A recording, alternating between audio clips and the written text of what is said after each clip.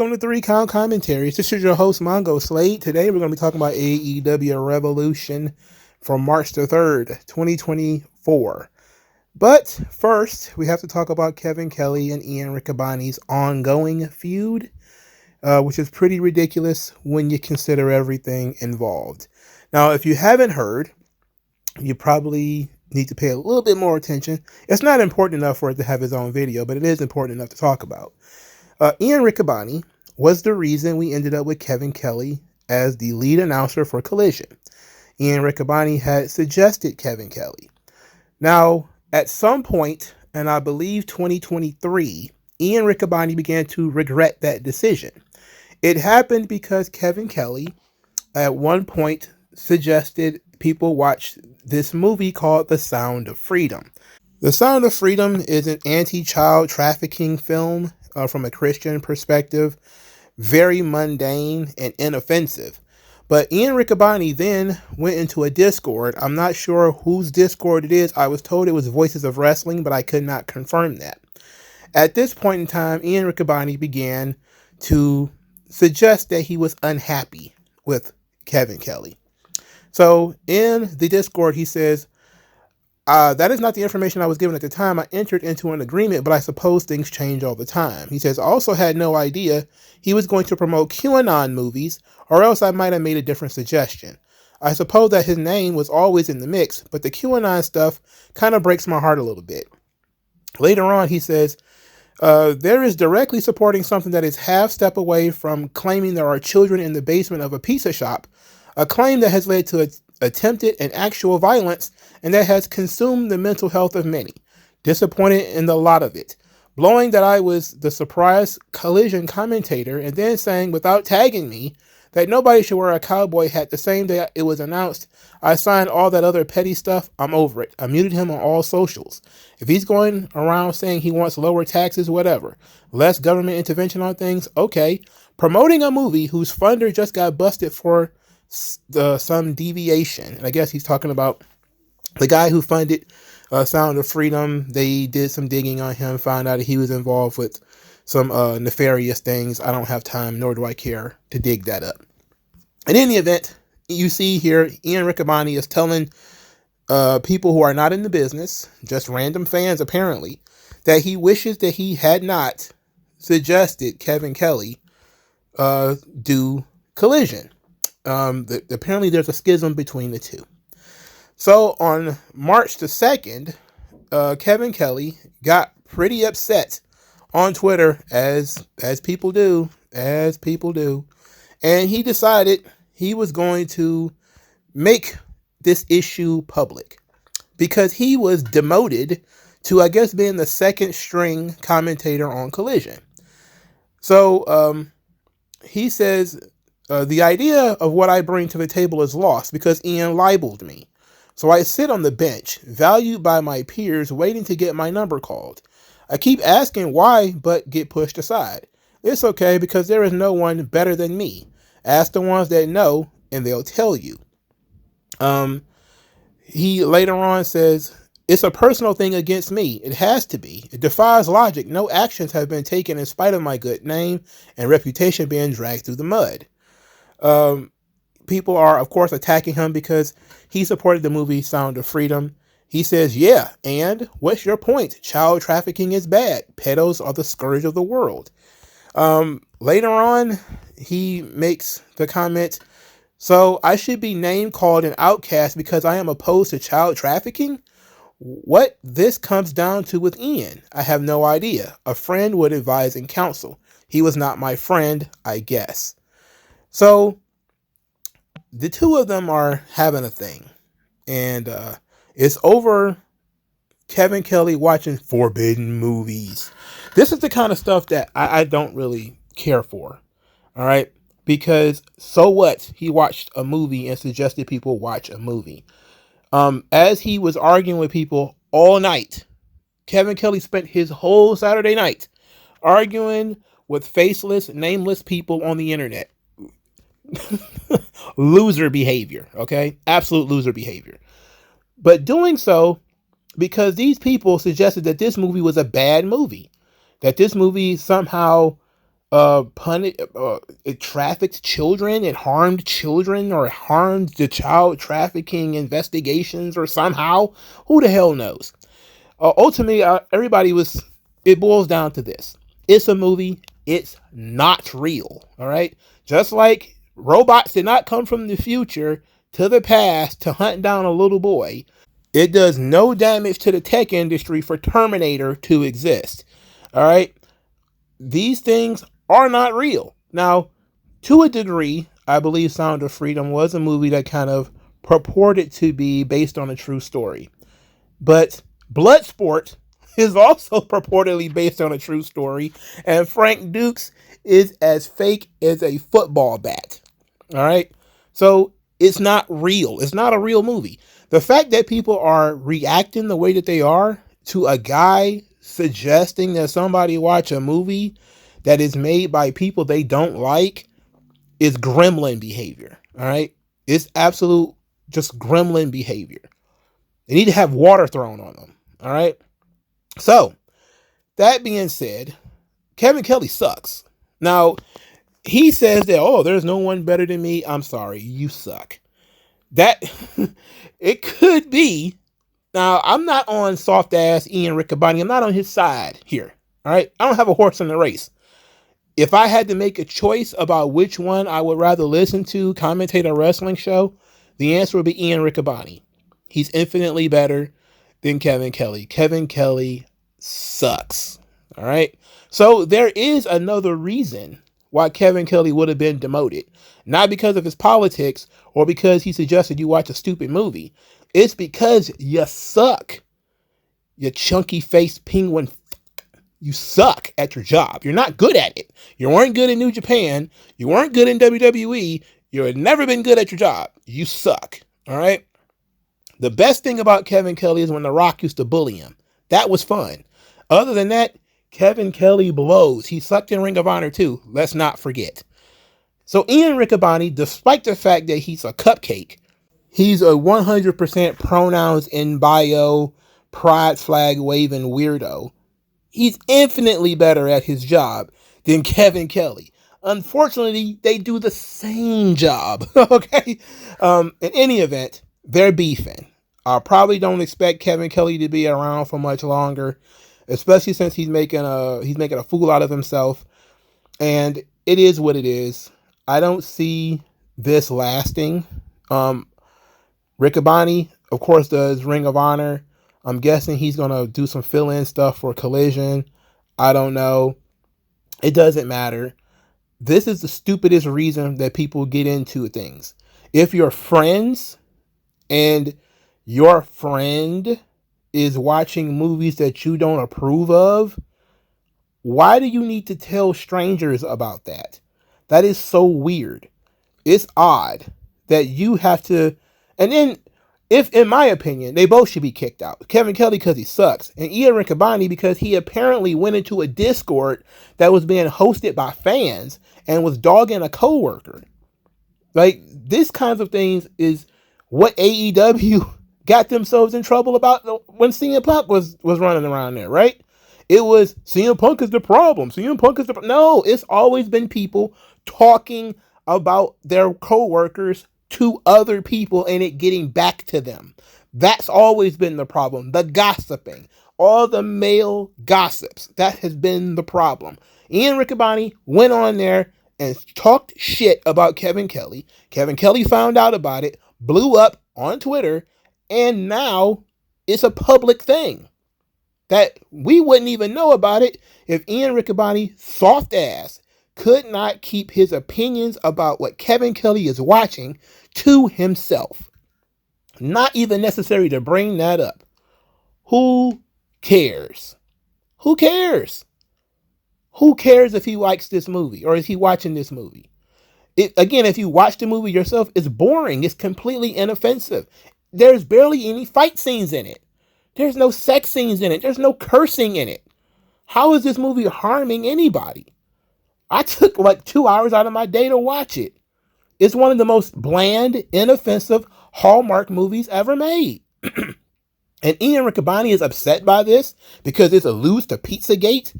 Again, A lot of these people who are, they think that child sex trafficking isn't real and you're making it up, or you're blaming the wrong people. It's only the right wingers that are into this kind of stuff. And it's not, my precious illegals bringing underage people through the borders. They are. They keep getting busted doing it.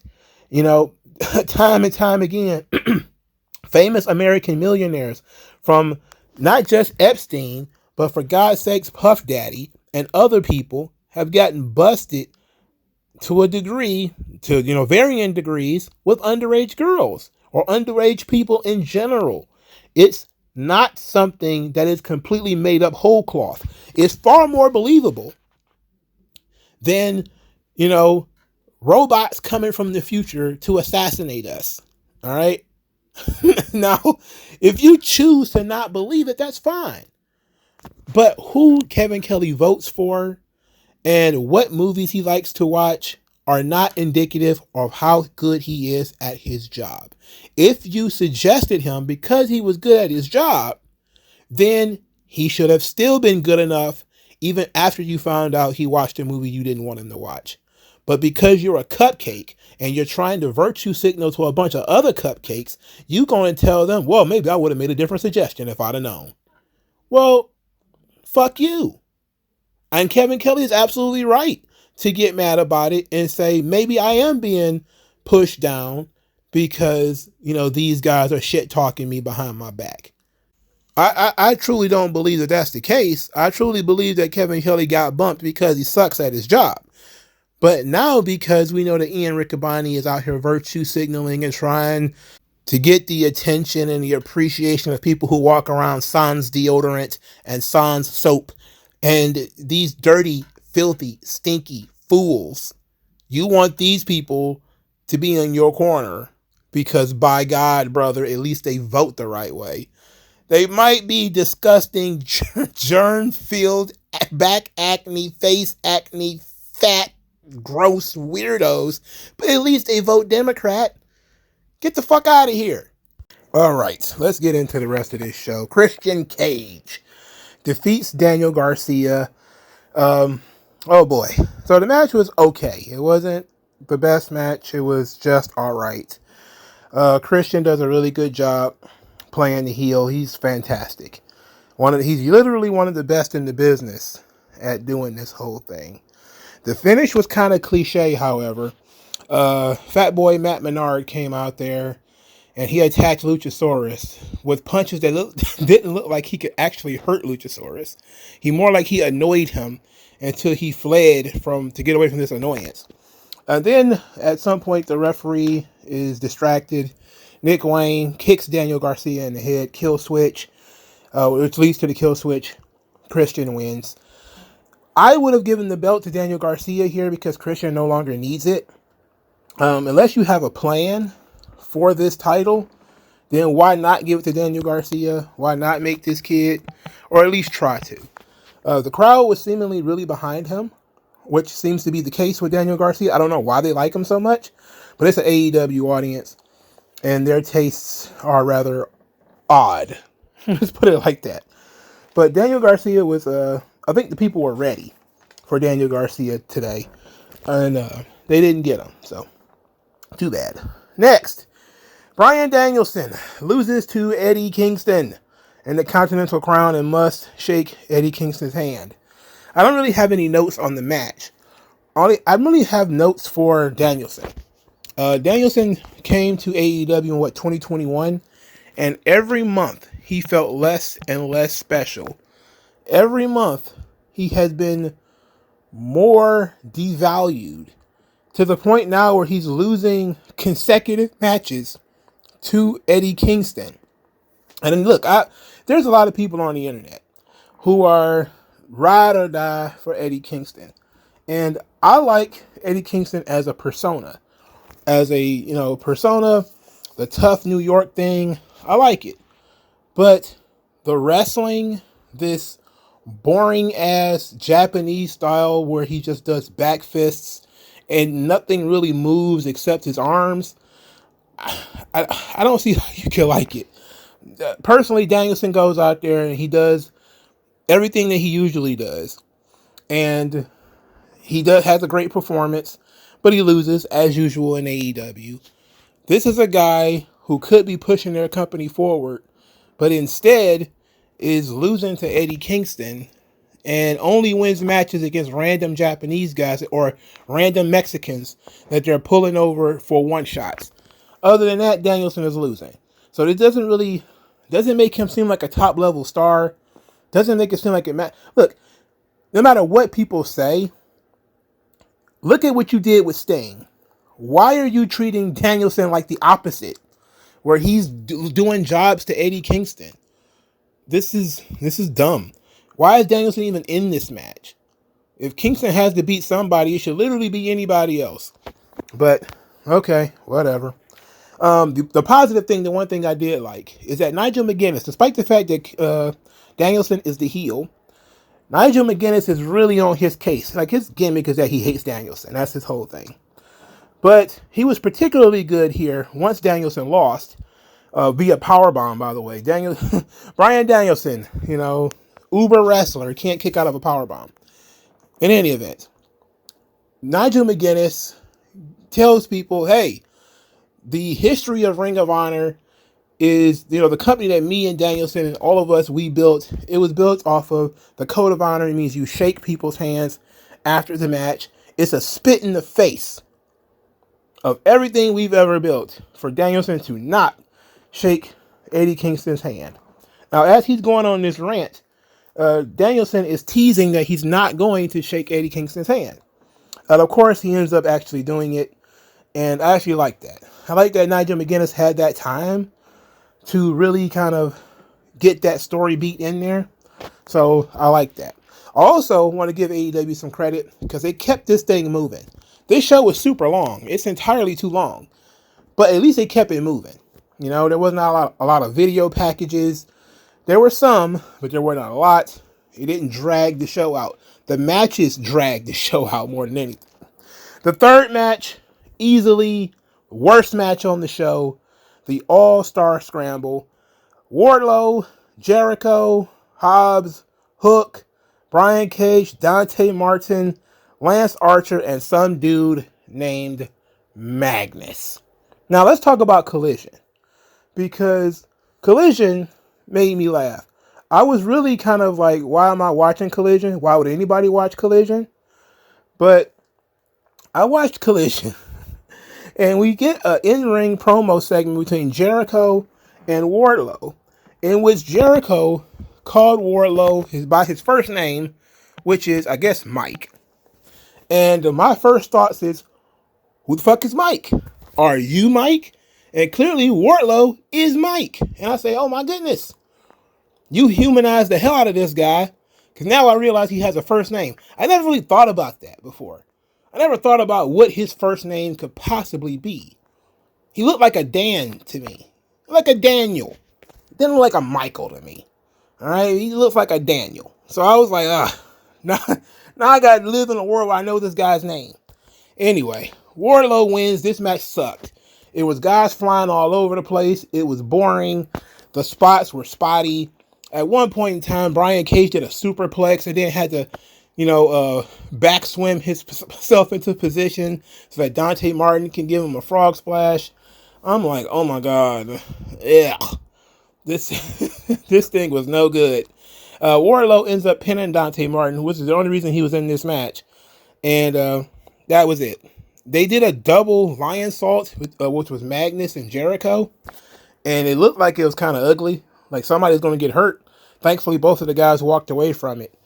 But it seems to me that Michael Wardlow, now that we know what his name is, was it Michael Jerome Wardlow? Anyway, he's going to be feuding with Chris Jericho, I guess, in the future. And I'm not against it, but I'm also not for it, because Jericho is a heat vampire. And if you're on the upswing and then you run into Jericho, you usually stagnate. And I don't want that for Wardlow. I know that so many people are like, man, he needs to get out of there. I agree, he needs to get out of here. But he's still there. So I mean, until that changes, we got to try to make the most of it. Unfortunately, he's in this position. So now he's technically the number one contender. We don't know when he'll actually get this championship match, if ever. I guess they'll just put it in their back pocket, and then on a random Dynamite, he's going to wrestle for the title, I guess. Unless he's going to wrestle for it at this new pay-per-view they've created. But I don't... whatever. Lance Archer, he hasn't been on TV in forever. I didn't know that guy was still around. Apparently he's still there. Speaking of not knowing, Miro, oh boy, the disrespect from the AEW locker room extends even to the boss. Not just to their peers, not just to legends, but also to their boss. So Miroslav, your boy Rusev. This was supposed to be the Meat Madness match. Powerhouse Hobbs was in this thing. I wish he wasn't because he didn't win. But Miro was supposed to be in the Meat Madness match. But Miro is injured. And then Miro goes on Twitter upon hearing that he was supposed to be booked for this match until Tony Khan found out he was injured. Says, well, I've been injured since September. Sad to hear that he's just now finding out. And I'm like, whoa. Whoa. You didn't have to tell us that. Thanks. I appreciate it, but you didn't have to tell us that. You could have kept that one to yourself. You could have put that one right in your back pocket and text Tony saying, brother, you need to pay more attention. I've been injured for months. You probably should have talked to me before you decided to book me in a match that I couldn't be in. Now, we don't know how injured he is. But it says a lot that Miro worked a WWE schedule and very rarely got hurt. But since he's been working in AEW, he works once a week. And he's always goddamn injured. How is it possible that these people work one day a week and they're perpetually injured for months? How could that be? I don't understand how these guys in WWE can work 4 or 5 times a week and are not getting injured, especially not to the length of some of these guys in AEW. I mean, Miro has been in AEW 3 years, and he spent a good 60% of that doing nothing. What are you paying this guy for? Either he's injured or he's just not showing up. What's going on here?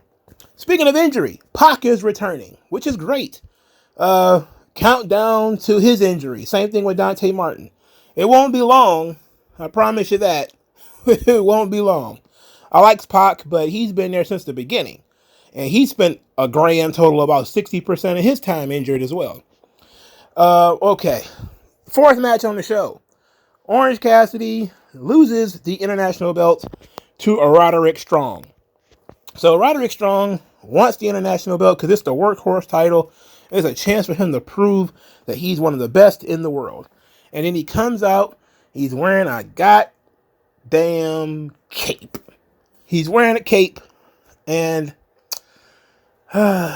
he's not a cape guy. I don't see cape when I look at Roderick Strong. It just is what it is. I don't think he has the charisma, the personality to pull off a cape. He just looked like a dork. He looked like he was cosplaying one of Undertaker's druids or something. I don't understand why he was wearing a cape. Roderick Strong, don't wear a cape with a t-shirt ever again. Don't do that. You look like a goof. Speaking of goofs, he had Taven and Bennett with him. So this match was already pushed to the margins. I could have done anything else. I probably should have took a shower during this match or something. Anyway, Roderick Strong does a gut-wrench powerbomb off the second rope. A gnarly bump that Orange Cassidy had to take on the turnbuckle. But they continue to wrestle. I don't know how long this match was, but it felt like it was too long. This is one of those matches that probably could have got pushed to Dynamite. That we probably could have shortened this show by not having this match on the show. And ultimately, Roderick Strong wins with the end of Heartache. He won without cheating. So despite the fact that Taven and Bennett were out there, they actually did not help him. So that's a great way to make your babyface look strong, is to have the heel win without cheating, even though he's got the numeric advantage. That's smart booking. Thumbs up. I mean, I don't care about Orange Cassidy, but they do. In any event, well, AEW fans, again, they're a little screwy. They don't really care about that kind of thing, right? So, after the match, Rick Grimes jumps in the ring, and he's, sizing up Roderick Strong. And I'm like, why is Rick Grimes here? Why are we watching The Walking Dead all of a sudden? You zoom in a little bit, like, oh, it's that one pale dude, that pale Canadian fella from NXT. What was his name again? Kyle O'Reilly? Is that him? His eyes are all sunken, hair's all stringy, beard all beardy, and it looks like he's going to attack Roderick Strong. And then, when they see each other, Roddy is super happy. He sees his buddy.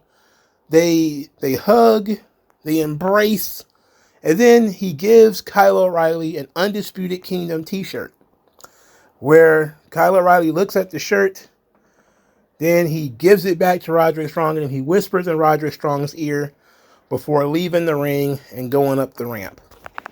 So they're doing a story where Kyle O'Reilly is jealous, not interested in joining the Undisputed Kingdom.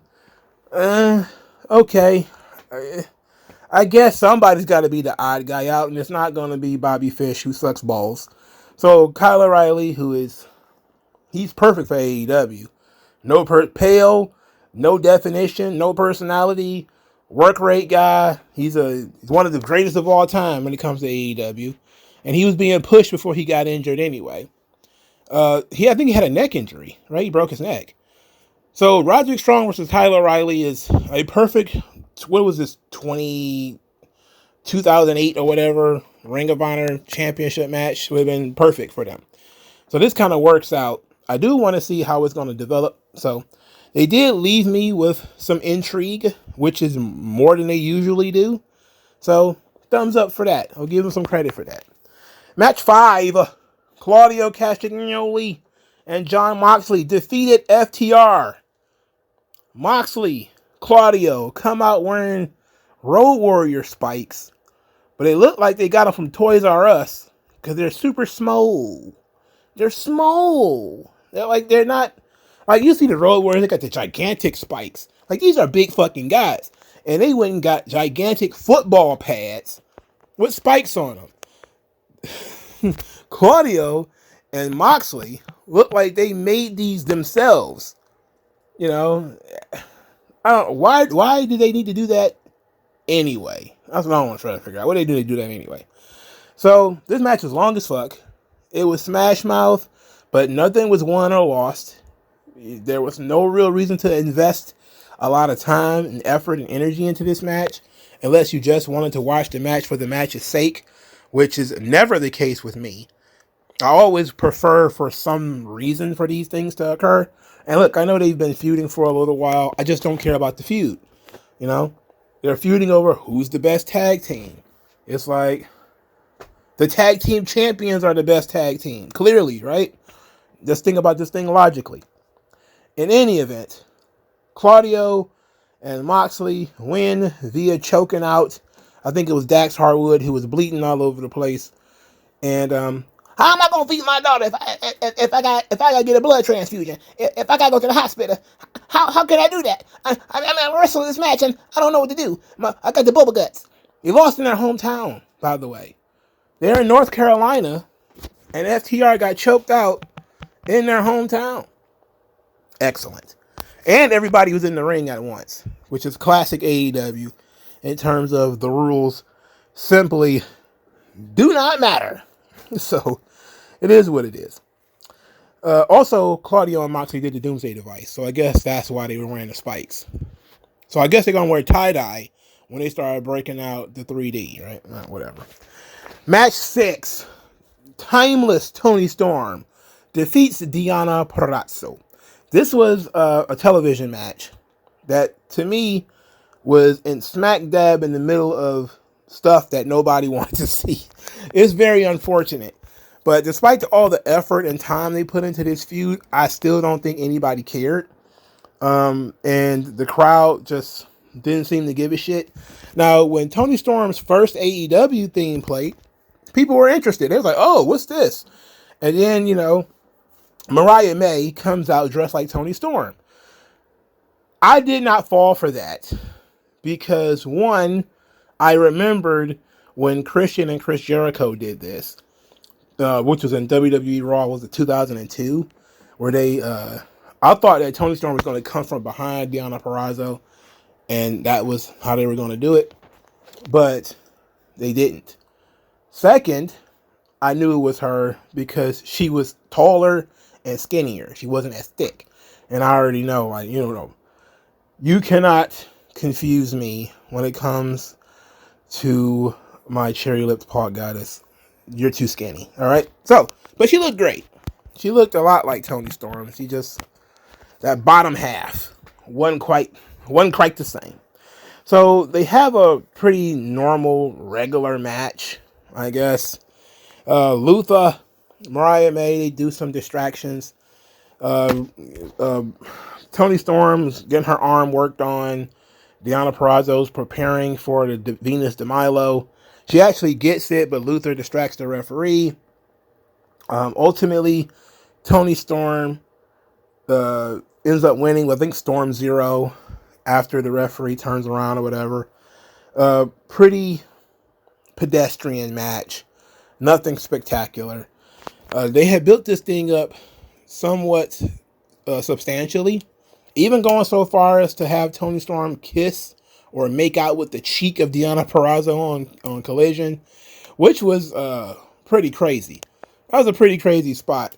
It took me a second because I was like, oh, but I had to think about it, and I saw when she pulled away that all of her lipstick was on Deonna's face, and not on her lips, but on her cheek. So she kissed her all over the cheek and everything. It looked like she was making out with her, but alas, that was wishful thinking. This match should have been in black and white, though. Anytime Toni Storm is on TV, she should be in black and white. They seem to be dedicated to that gimmick, except for on Collision when she's in black and white sometimes, she's in color sometimes because they keep cutting the cameras. Camera angles keep flipping around. Anyway, Toni Storm is okay. She just needs somebody to work with. Deonna Purrazzo, just nobody cares. The quicker we can get Sasha Banks, Mercedes, Moné in here, the better. It seems to me, and just to take a little bit back step, that they're going to do Mercedes, Sasha Banks, Moné versus Serena Deeb. Because Serena Deeb was on Collision talking about, people should join Deeb's dojo if they think they're the best. She's the final boss and all that shit. And I'm like, you're using the word boss, huh? How coincidental that you're using the word boss. All of a sudden out of nowhere. But Deeb versus Mercedes Sasha is fine. I like that. I don't hate that. I like Serena Deeb, despite the fact that she's very bland. Match 7 is something that is much like Danielson and Kingston.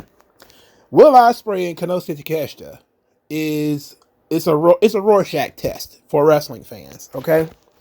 Now, what I mean by a Rorschach test is what you see in this match probably dictates a lot of what kind of fan you are. For instance, if you watched this match and you thought this match was fantastic, then or the match of the night, maybe even the match of the year so far, you're a modern wrestling fan. You're a fan of these kickouts at 20 minutes into the match. None of the finishers matter. Big moves don't matter at all. There's power levels, quote unquote, in which guys can kip up and they're superheroes, despite the fact that that's never been a part of their character. Neither one of these guys have gimmicks. You don't know who the babyface and who the heel is. It doesn't matter. But if you looked at this like I look at it, and I'm going to out myself, just the fact of who is the babyface and who's the heel already puts me in a negative. That's the basic storyline. The very basics of your story needs to establish who the heels are and who the baby faces are. If you tell me, they're both heels, well, somebody's got to cheer for somebody. Otherwise, why are we here? What are we doing here? They're both aligned with Don Callis, who's a scumbag, and we already knows that. So who are we supposed to cheer for? Everybody's just cheering for both guys. We hope both guys have fun. So I'm already in the negative because you haven't established a babyface or a heel. Now, from there, they're just doing big moves to each other. Takeshita did some kind of crazy blue thunder bomb. Looked amazing. Of course, Will Ospreay kicked out of it because he won the match. But of course, he kicked out of it. There was a brainbuster attempt by Takeshita that ends up causing a contusion. I don't know if it was a hematoma in the back of Will Ospreay, where his back ate that turnbuckle. It looked gnarly. Everybody was talking about it. He continued to work on it, but you know, it is what it is. And then they went into a series of no-selling, where Takeshita does like a wheelbarrow German suplex, and Will Ospreay just pops up. Like he's the Ultimate Warrior or some shit, right? He runs and he hits Takeshita with the Hidden Blade, which is one of his finishers. Takeshita kicks out at one, and the roof goes off the building because it's AEW fans and emotional attachment, babyface, heel, that shit don't matter. It's a video game match. You know, it's cool moves. It's cool shit.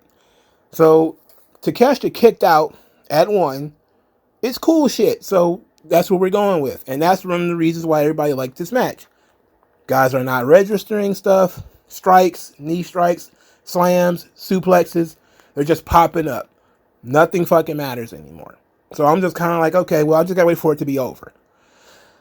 Will Ospreay dumps Takeshita on his head with Tiger Driver 91. Follows it up with the Hidden Blade. Pinfall. Will Ospreay wins. Everybody on the internet loves him. They talk about, oh, he's going to be world champion, bro. He's going to be the world champion, bro. Look at me, bro. Oh. And everybody's like, I'm sitting here like, it's Kenny Omega in a different package. It's the same shit. It's literally the same shit. I don't know. To me, what is the character of Will Ospreay? What is his gimmick? What is his thing? He's a super athlete. Okay. So what? Again, how is that any different than Kenny Omega? Come to 5 things that make him, well, 3. Not even gonna put any stress on you. 3 things that make him different from Kenny Omega. Well, one of them is Canadian. The other one is British. All right, can we find out something else? You know, one does a running elbow, the other one does a running knee. Do we have anything else? What's the difference between these people? They do the same shit. They work the same match. And the same match every time. Again, I failed the litmus test. The Rorschach test, to me, this guy is no fucking Shawn Michaels. He's no Mr. Perfect. He's no Bret Hart. He's no AJ Styles. You have to be brain dead and just say, wow. It's like a fireworks display, you know? Wow, look at all the cool moves he can do. Otherwise, what the fuck are you getting out of a Will Ospreay match? Nothing. There's no emotional investment here. There's no reason to care. So the match ends. Doesn't matter. Kyle Fletcher, who is also a heel, who is affiliated with Don Callis, comes out and everybody's in the ring hugging, I guess. I don't know what's going on. And now Will Ospreay is going to wrestle that guy too, because they're treating Ospreay just how they treated Danielson. Right out of the gate, you give him a quote unquote dream match in which there's no babyface and no heel. We're just happy to be here. They do all their cool shit, and then they start wrestling nobodies just to get him on the show. So just because we gotta have Will Ospreay wrestle on Dynamite, he's gonna wrestle Kyle Fletcher, who is another member of the Callis family, but they're not feuding. This is just Don Callis, steel, sharpened steel, or whatever the stupid gimmick is. This is dumb. This is dumb.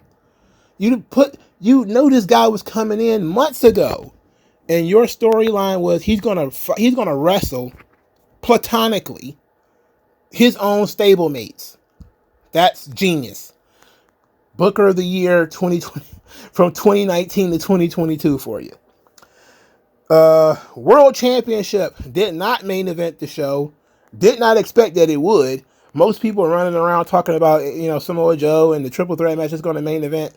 I knew this thing wasn't main event, and I'm not stupid. All right. So, Samoa Joe defeats Hangman Page and Swerve Strickland. This match, not quite the Rorschach test of the other ones, but it does beg the question of, how do you like the wrestling stuff? Now, some people are saying, like, who's the babyface here? Well, clearly Swerve is the babyface. They set this up weeks ago. So people who are like, there's no babyface in this match, that's incorrect. It's Swerve. He's clearly the babyface. The issue here is, I don't think anybody really gives a fuck about who the babyface and who the heels are. Because the AEW fan base just cheers everybody.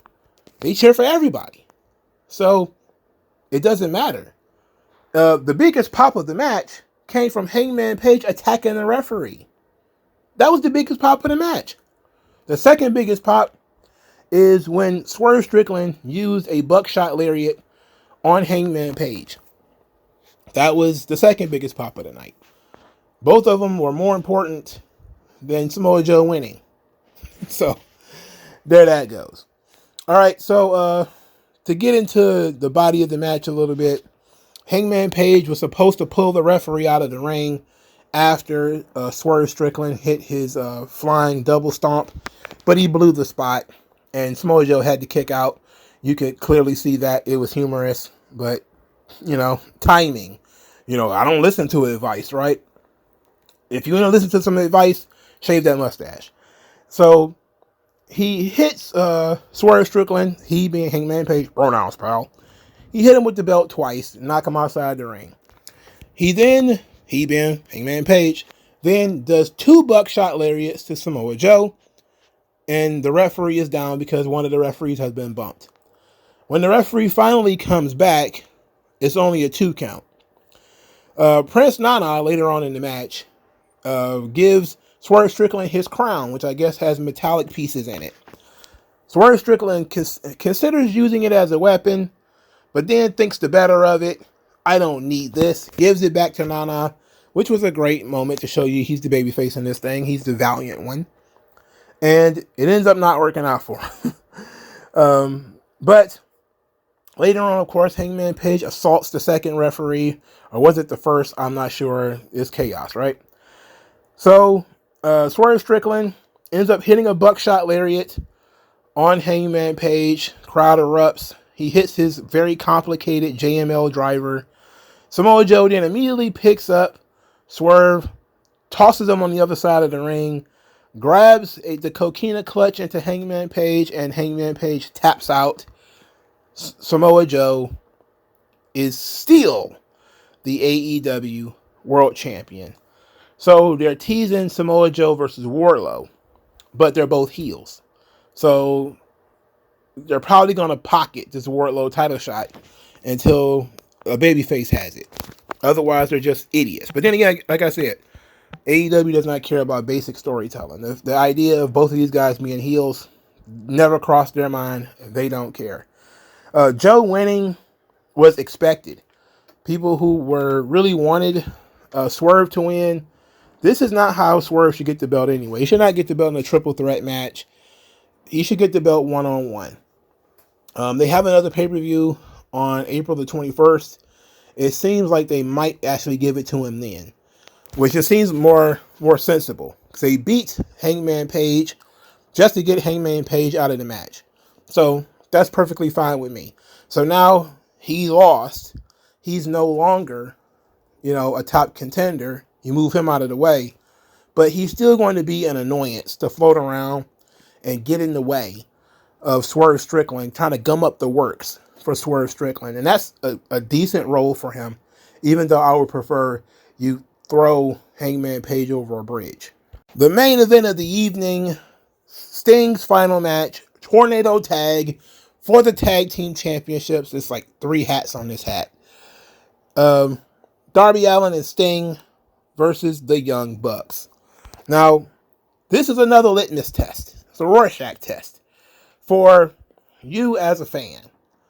You know, when you think about Sting, do you think GCW? Because if you do, then this was perfect. But if you thought Sting was National Wrestling Alliance, the high energy babyface, he obviously can't do that stuff anymore. It was 40 years ago. But you don't think broken glass, tables, ladders, etc. I don't think that's Sting's legacy, but AEW thought differently. But let's talk about this entrance, because Sting's entrance was phenomenal. He's sitting in an empty theater. He's looking at this screen, and there's pictures and videos of his career. Absolutely tremendous. Very well done. Very emotional. Very good. There were some people online that was pretty upset about WWE not allowing them to use WCW footage. It's like, why would they?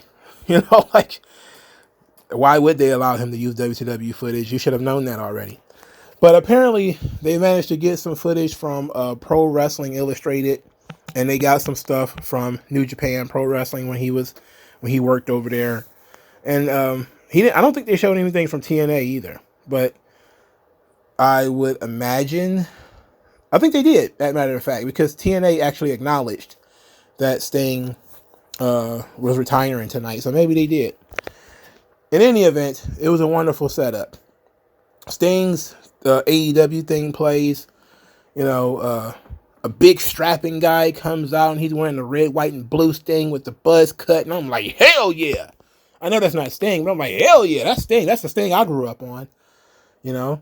And then we get Raspberry Sting comes out and he's wearing, the red face paint. And I'm like, I don't like that one. That's Wolfpack Sting. I'm not a fan. But these are Sting's sons. His sons come out there cosplaying him. It's great. Metallica Seek and Destroy starts to play. And now put it in my veins. I'm in, right? I'm down for this. We start this thing and it's immediately 4-on-2 where Sting, El Hijo del Sting, and Sting Jr. and Darby Allin are all attacking the Young Bucks. Now, I don't know about you, and I know that, these guys kind of want to get their revenge, but 4-on-2 on the side of the baby faces against two undersized heels? And then at the end of the match, you had Ricky Steamboat and Flair. Like, how many fucking people are going to be involved with this thing? The Young Bucks have zero help. No help. Despite the fact that they're the EVPs, they can literally force people to help them. They have no help. Sting has like a cadre, an entourage of people interfering in this match. That's the stuff where I'm just kind of like, you got to think about these things when you do it. I know Sting is 60 some odd years old, almost 70. He can't go. But that's why you build the match in a more sensible way. Instead of having all this fucking chaos. This match was chaos, bro. There's glass breaking. There's tables breaking. Sting's taking a bump off the stage. He gets put through 2 different tables. He gets put through a big ass plane of glass. I'm like, what is going on? Is this Sting's legacy? I don't know. Like, we're trying to build from the legacy of the NWA. None of that shit. I mean, maybe you had some bunkhouse matches that were kind of violent and stuff like this. This wasn't a bunkhouse match. This was GCW in the middle of nowhere, New Jersey. Except for there was not, spikes and barbed wire, and fire, which is probably the only 3 things that were missing. All right. In any event, Sting is a superhero. That's the gimmick of Sting from way back when he first came in. Sting is the high-flying, high-energy superhero. He's the Avenger. So when you do the no-selling with Sting, it actually works. It works into the psychology of the character. It is familiar to everyone. So when Sting gets, hit with a big move, he gets suplexed or something, and he gets right back up. We've been watching Sting do that for 35 years. All right. Sting gets hit with a double super kick. He essentially no-sells it. Fantastic. That was the stuff that I liked in this match. Darby Allin falling from the sky through planes of glass, and glass is all over his back. I smiled because fuck Darby Allin, if we being honest. I wish he'd have gone through 10 planes of glass. And he was, I wanted to die in Sting's last match. I wish I would. I want what you want. You know? I want what you want, brother. That's what you wanted for yourself. I want that too. But unfortunately, this match is a wrestling match. And there was not much wrestling happening in this match. It was just, again, chaos. And people were taking crazy bumps. So Steamboat gets involved. He's chopping folks. He gets hit in the nuts. Flair, after Sting gets put through the table the second time, Flair gets into the ring and he's trying to be very protective of Sting. He covers Sting with his own body, which, you know, I guess is kind of poignant given their history that they've always been enemies. But now Flair is willing to lay down his life for Sting. But that's not, it's not connecting really, I don't think. Maybe it's because of the context with all of the glass and the tables and everything. I'm just kind of like, the emotional element of this is lost on me. But one of the Young Bucks, I think, kicked Flair in the head. They say the Sting, oh, we don't love you, we hate you, or something like that. And he double super kick him. Of course, he no-sells it. So they do the EVP trigger on Sting. They only get a 2 count. Now, Darby is gone for most of this because he fell through a plane of glass. So he's actually selling that. Surprise, surprise. Some people actually do sell in this company. I'm not even sure how we got to the point of him having Matt Jackson in the Scorpion Deathlock because it was so chaotic. But he finally got the move on and Matt Jackson submitted. Sting and Darby Allin win the match. Now, again, this is a litmus test. If all you care about is this match had high action, there was a lot of stuff happening, then this was for you. This did not feel like a farewell to me. Maybe because my idea of the farewell is a little bit more dramatic. My idea of the farewell is a little bit more somber. This was more of a high energy farewell, where you left out of there thinking Sting is the coolest motherfucker of all time, not feeling bad for him. So I can see how you could watch this and say, Sting's last match was fucking amazing, because you didn't feel bad for him when it was over. He took some crazy bumps, but he wasn't, you know, hobbling over. He wasn't out of breath. It wasn't like Flair. You know, Flair is almost dead. You know, it wasn't like that. It wasn't like you're like, man, thank God it's over and there's never be another one. You walked away from this thinking, man, Sting probably could do a couple more of these, you know? So it's almost like he went out on top, and he went out not just in winning, but going out in a high energy match where everybody smaller and younger than him was willing to take crazy bumps and did so, and were very generous with their bodies. And the fans were very generous in terms of throwing out psychology and just letting the chaos happen and letting the thing happen in front of them. The dramatic elements fell short because there was no dramatic build-up to it. We had never seen Ricky Steamboat on this TV show. We just are going off of the history that they're both classically baby faces from the NWA.